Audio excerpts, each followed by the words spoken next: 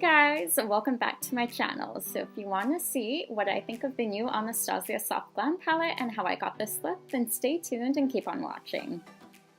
Okay, so this is what the palette looks like, and I'm first starting off with the shade Tempera and applying it to my brow bone and my inner corner to act as a highlight. And I do have to say that all these shades are so blendable and they're so easy to apply. This palette really reminds me of the Modern Renaissance one in terms of blendability. So now I'm going in with the shade Burnt Orange and I'm just applying that to my crease or a little bit above my crease to act as a nice transition.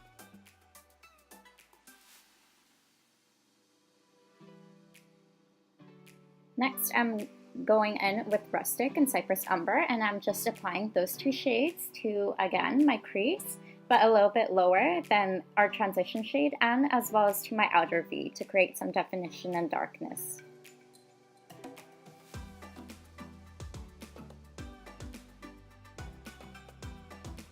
So yeah, just applying those two darker shades to my outer V, just so we get a nice smoky and hazy look. You know that's my favorite. Now I'm just going back in with the transition shade just to bring back some of that warmth over top and to help blend everything out.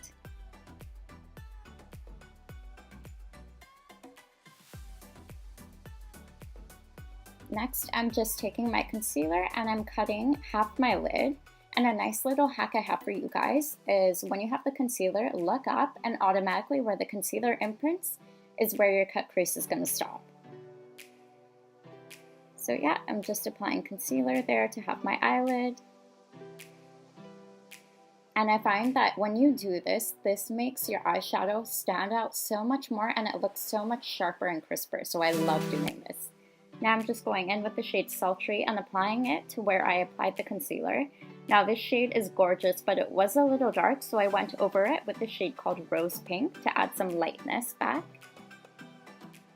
Now I'm going in with my MAC Blacktrack Fluidline eyeliner in the shade Black, and I'm just creating a nice and dramatic wing, although my liner was a tad dried out, so mine didn't come out exactly the way I wanted it to.